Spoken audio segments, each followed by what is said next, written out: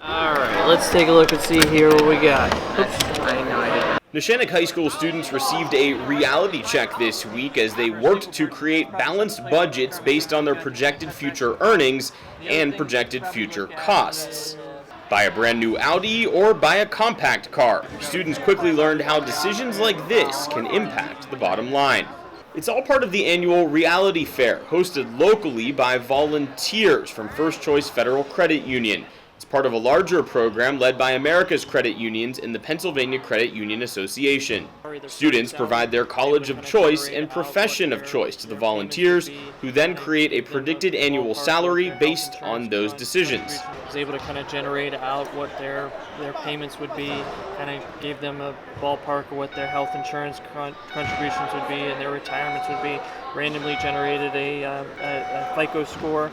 With their salaries and credit scores in hand, students then walk from table to table, visiting with volunteers who act as salespeople, actually trying to upsell students into spending too much on housing or overpaying for a flashy car.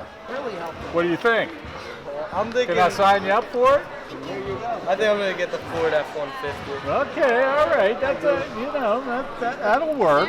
Some of it a bit surprising for juniors like Amina Harp and Julia Drummond Loudon. Yeah, I found out that I can't buy a Tesla. You know, with my $60,000 salary, so I had to get another car, which is really disappointing. I think it was really valuable to do this and to realize that not everything is as cheap as you think it is, and the money goes a lot faster than what you expect it does. The reality fair also takes real-life surprises into account, such as unexpected expenses that may arise or unexpected windfalls of cash one might receive. Students get their surprise experience by spinning the wheel of reality.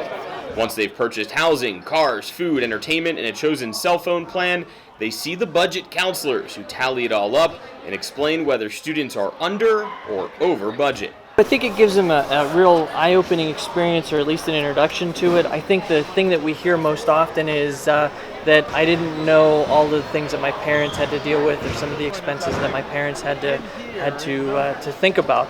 And I think at least it just gives them an opportunity to just think about things that, like insurance, who really thinks about that, or nightlife, or cell phones, or things like that they might not have had the opportunity to do before. While it's a somewhat sobering look at the truth of finance during the adult years, students realize that period isn't so far away, and Neshannock sees the reality fair experience as an important component of real-world education. Do you think we can add on